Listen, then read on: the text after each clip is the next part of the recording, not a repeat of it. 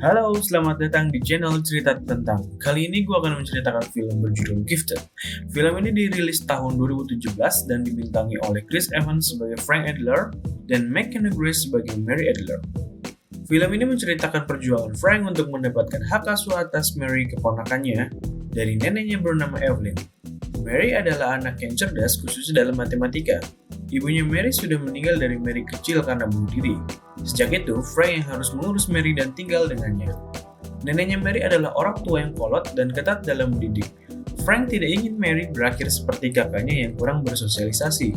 Maka di sini terjadi perebutan hak asuh yang memiliki tujuan berbeda. Frank ingin Mary menjadi pribadi yang bersosial dan bahagia. Evelyn ingin Mary menjadi ilmuwan hebat dan meraih penghargaan. Oke, langsung saja kita masuk ke alur cerita tentang film ini. Tapi sebelumnya untuk informasi, di sini gue akan menyampaikan bahwa konten ini pastinya berisi full spoiler. Jadi buat kalian yang ingin menikmati film ini sendiri, silakan langsung di skip. Tapi buat kalian yang ingin tahu ringkasan cerita tentang film ini, maka silakan tonton videonya hingga selesai.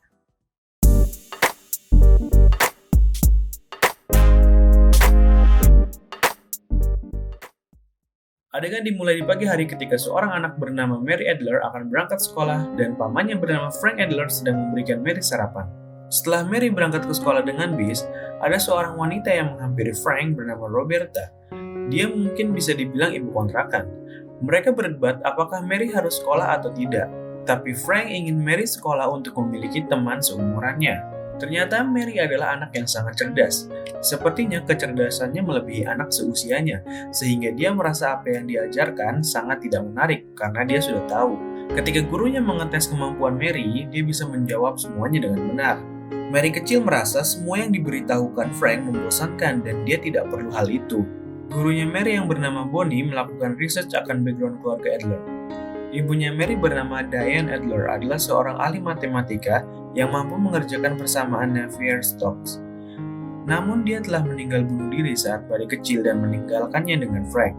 Suatu hari ketika Mary ke sekolah dengan bisnya, dia membela temannya yang dibully lalu memukulnya. Mary pun dipanggil ke ruang BP karena itu. Kepala sekolahnya bernama Bu Davis merekomendasikan Mary pindah ke sekolah untuk anak berbakat dan mendapatkan beasiswa. Info ini berdasarkan penjelasan Bonnie dan usulannya. Frank di sini tegas tidak mau. Masuk ke sekolah itu akan membuat Mary bernasib sama seperti ibunya. Dengan koneksi si Capsack, neneknya Mary bernama Evelyn pun mengetahui tempat tinggal mereka dan mendatanginya. Evelyn tidak pernah bertemu Frank dan Mary 7 tahun lamanya setelah kematian Diane. Evelyn memberikan Mary MacBook baru, yang di dalamnya berisi pembahasan matematika dan penuh dengan soal-soal yang sulit.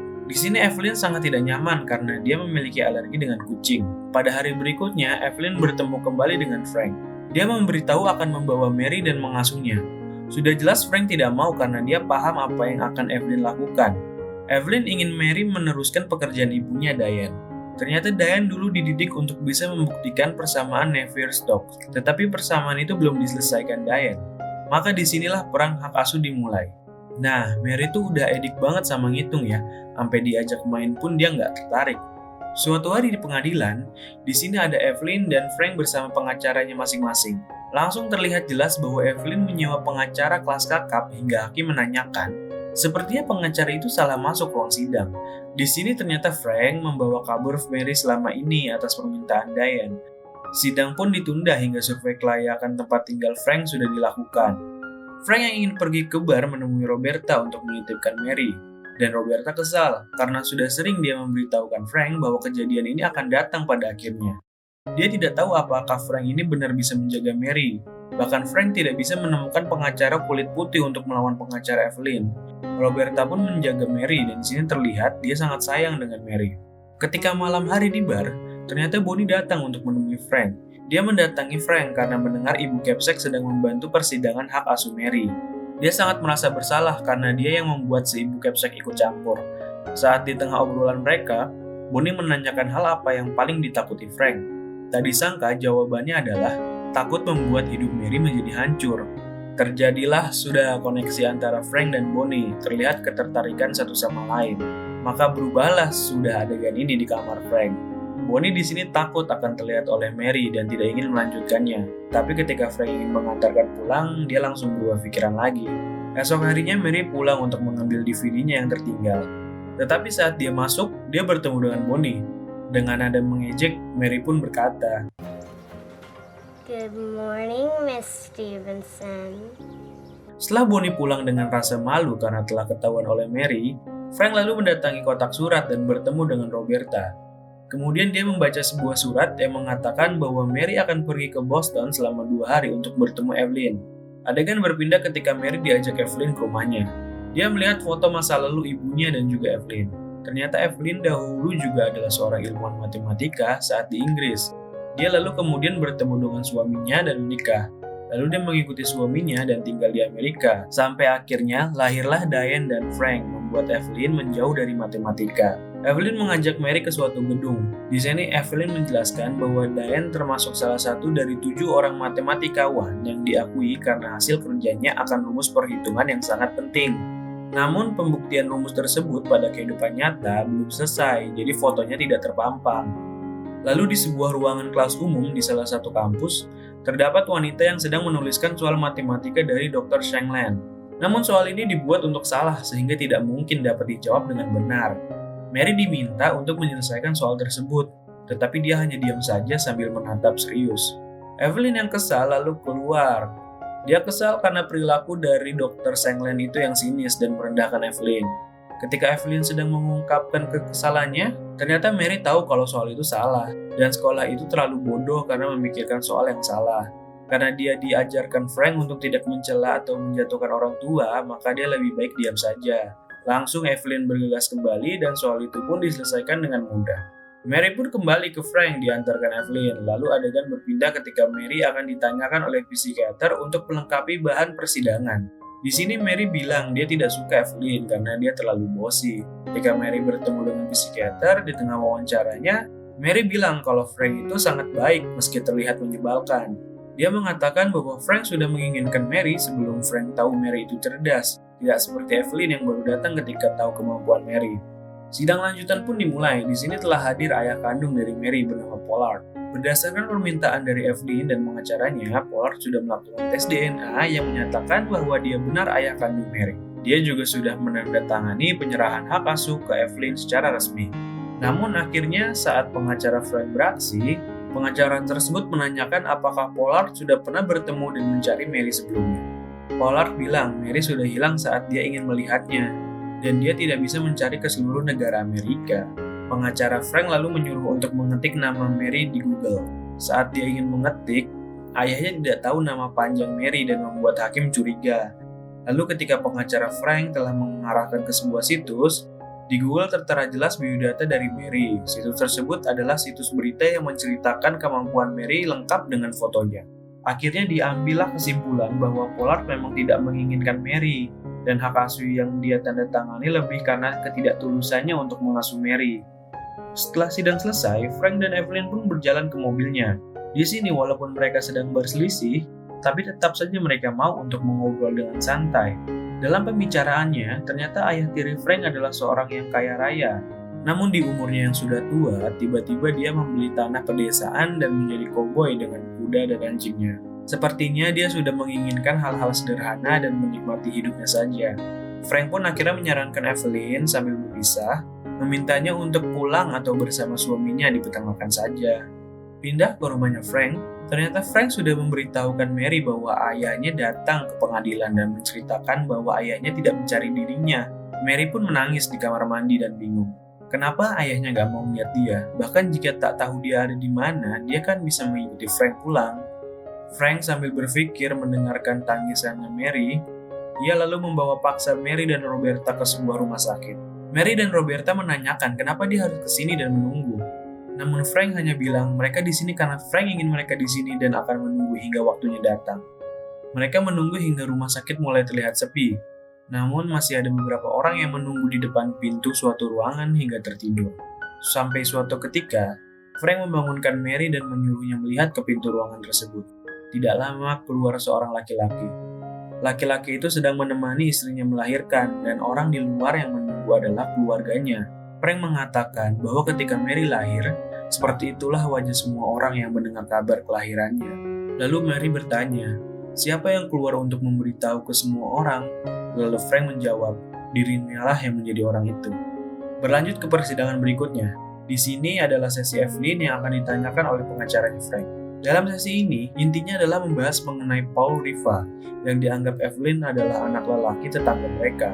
Pada tahun 1998, Paul Riva dan Diane lari bersama ke sebuah kota wisata. Di sini Evelyn menganggap Paul Riva menculik anaknya dan meminta polisi menangkapnya serta menuntutnya. Ternyata Paul Riva dan Diane hanya pergi bermain ski bersama. Karena tuntutan dari Evelyn membuat Paul Riva dan keluarganya tidak akan pernah lagi bertemu Diane. Diane pun sedih dan kehilangan fokus. Si pengacara merasa itu hanyalah cinta anak muda dan itu hak Diane.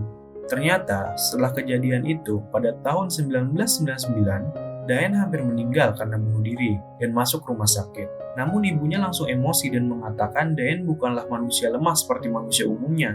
Diane adalah ilmuwan yang dapat merubah dunia karena kepintarannya. Evelyn yang juga seorang peneliti merasa dia punya tanggung jawab besar untuk mendidik Diane menjadi orang yang dapat merubah dunia. Dia merasa Diane adalah orang yang harus diperlakukan berbeda dan didukung karena kepintarannya. Karena tanpa ilmuwan, manusia sekarang masih akan seperti zaman purba. Penemuan-penemuan hebat telah membuat kemajuan dalam kehidupan manusia dan planet ini. Namun penemuan itu datang dari manusia yang sangat jarang ditemui, yang kalau dicari siapa, maka akan lebih langka dan susah daripada mencari radium, sebuah zat radioaktif. Dia bilang, 1 tahun setelah peristiwa itu, Diane mengucapkan terima kasih pada ibunya. Dan Evelyn pun mengatakan kalau Diane ada di sini sekarang, dia akan tidak terima kalau dia dibilang lebih memilih hasrat cintanya dibandingkan dengan perannya dalam kemajuan kehidupan umat manusia. Masuklah ke sesi di mana Frank yang ditanyakan oleh pengacara Evelyn. Di sini pengacara itu membahas tentang latar belakang Frank dan kelayakan Frank dalam mengasuh Mary. Ternyata Frank dahulu adalah profesor di Universitas Boston dalam bidang filosofi. Ketika dia harus mengasuh Mary, dia keluar dari universitas tersebut dan menjauh juga dari kota Boston tempat tinggal dia dan keluarganya dahulu. Di sini telah dijelaskan semuanya oleh pengacaranya Evelyn. Secara finansial dan fasilitas tidak mungkin Frank layak mengasuh anak kecil. Lalu pengacara itu menyudutkan Frank dan mengatakan bahwa tindakan Frank adalah untuk membalas dendam kepada Evelyn karena hidupnya Frank tidak sebaik Diane, dan seterusnya. Tetapi karena dia ahli filosofi, dia tetap tenang saja diperlakukan seperti itu. Dia pun hanya mengatakan Diane hanya ingin Mary menjadi anak kecil yang selayaknya dan punya teman. Lalu si pengacara mengatakan bahwa anak spesial kalau ditaruh di sekolah reguler akan merasa bosan, dan kebosanan itu akan membuat anak tersebut menjadi pembenci dan pemarah. Kemudian dibahaslah kejadian ketika Mary memukul hidung anak yang suka membuli. Lalu ditambah lagi ketika Frank dahulu pernah ditahan selama sehari karena memukul orang. Walau hanya sehari, tetapi dengan siapa Mary dijaga saat itu jika Frank ada di penjara?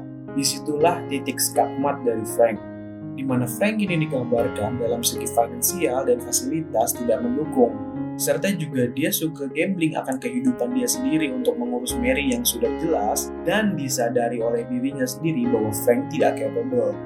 Ketika malam hari di bengkelnya Frank, pengacaranya datang menemuinya. Dia mengatakan bahwa dia telah bertemu dengan pengacara Evelyn. Pengacara Evelyn ingin menawarkan jalan tengah, di mana Mary akan diposisikan menjadi anak yatim piatu dan akan diasuh oleh orang tua angkat pilihan pengadilan. Oleh karena itu, maka Mary akan tercukupi secara finansial dan fasilitas, serta Frank tetap bisa menemuinya. Jadi di sini tidak ada yang mendapatkan hak asuh dari Frank maupun Evelyn, hingga nantinya Mary berumur 12 tahun dan boleh untuk menentukan sendiri dengan siapa dia akan tinggal. Pengacara Frank mengakui kalau kubu Evelyn merasa akan kalah, tapi dia juga merasakan Frank bisa juga dikalahkan dengan mudah, sehingga penawaran itu adalah hal yang paling masuk akal saat ini. Dia mengatakan bahwa hakim persidangan itu mungkin tidak suka dengan Evelyn dan mendukung Frank. Namun jika ada kondisi di mana ada kesempatan hakim itu mendapatkan uang dibandingkan dengan keadilan sidang, maka mungkin dia akan memilih itu. Hakim itu bergaya old school sehingga sudah biasa ditempatkan pada posisi harus memilih uang dan keadilan. Disitulah Frank akan kalah telak dan mungkin tidak pernah lihat Mary selamanya. Datanglah Frank ke rumah calon orang tua asuh Mary. Dia melihat kondisi rumah dan fasilitas yang mereka miliki. Frank akhirnya setuju setelah menatap ke piano, karena Mary sangat ingin itu, tetapi Frank tidak mampu membelinya. Lalu Frank pun harus berpisah dengan Mary dengan rasa sedih yang teramat di keduanya. Setelah berpisah, Frank pun selalu nampak sedih, begitu juga dengan Roberta. Bonnie kemudian datang mencoba menghibur Frank, namun Frank masih merasa dilema akan keputusan itu dan ingin menyendiri dulu. Suatu hari Frank datang untuk menemui Mary. Tetapi baru di depan pintu, ayah angkat Mary menahannya. Dia mengatakan Mary sedang kesal dan tidak ingin menemui Frank lagi. Kalau Frank masuk, maka mereka akan kesulitan menenangkan Mary lagi. Sampai suatu ketika, Bonnie melihat Fred, kucingnya Mary, berada di mading untuk hewan adopsi. Dia langsung menghubungi Frank untuk memberitahunya. Frank lalu bergegas ke toko binatang itu dan mencari Fred. Untung saja Frank mendobrak masuk ke dalam dan menemukan Fred hampir disuntik mati oleh salah satu petugas. Ketika dia menanyakan siapa yang membawa kucing ini ke sini, salah satu petugas pun menjawab ada seorang pria datang, dia bilang karena masalah alergi sehingga dia bawa ke sini. Frank sadar itu Evelyn. Lalu dia pergi sambil membawa semua kucing. Dia datang terlebih dahulu ke tempat kotak penyimpanan di rumahnya dan mengambil sebuah kotak barang bertuliskan Diane Adler. Ketika Frank masuk, di sana ada Evelyn dengan 2 pengajar serta kertas-kertas matematika dan mereka sedang mengajarkan Mary ternyata. Frank lalu membuka kotak yang dia bawa dan melempar sebuah buku ke Evelyn. Frank yang mengajak Mary pulang harus mengejar Mary karena Mary kesal dengan Frank yang meninggalkannya.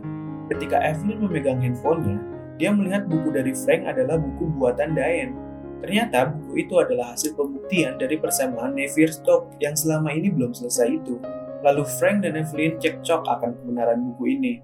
Frank bilang bahwa Diane telah memberikan instruksi dengan sangat tegas bahwa buku ini akan Frank publikasikan jika dia sudah meninggal. Evelyn lalu mengatakan kematiannya sudah 6 tahun lalu. Lalu Frank dengan wajah tidak enak mengatakan, bukan kematian Diane yang dimaksud, tetapi Evelyn. Lalu Frank sudah membawa buku ini ke Sangland di MIT dan mereka tidak sabar untuk mempublisnya dengan Evelyn. Lalu Evelyn berkata, sepertinya Diane tidak ingin buku itu untuk Evelyn. Frank pun menjawab, mungkin sebenarnya Diane tidak merasakan seberapa besar dan pentingnya hal ini seperti Evelyn jelaskan saat sidang. Evelyn mencoba menelpon Sangland sambil menangis melihat kertas peninggalan Diane.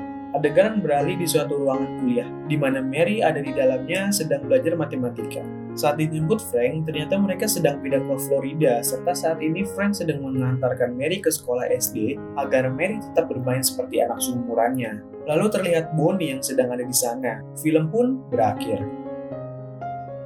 Di akhir film ini, sepertinya dapat diasumsikan bahwa Bonnie ikut pindah ke Florida mengajar di SD-nya Mary, yang kemungkinan Frank dan Bonnie telah menikah. Mengingat dalam persidangan, untuk mendapatkan hak asuh secara legal, Frank harus berkehidupan layak.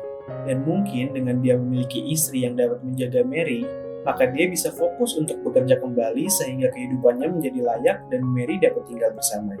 Begitulah cerita tentang film Gifted. Terima kasih sudah menonton hingga akhir video dan mohon maaf atas keamantiran saya dalam menyajikan video ini. Saya sangat senang jika kalian mau memberikan masukan di dalam kolom komentar dan memberikan saya motivasi lagi dengan like konten ini serta mensubscribe channel ini. Sampai jumpa di video selanjutnya.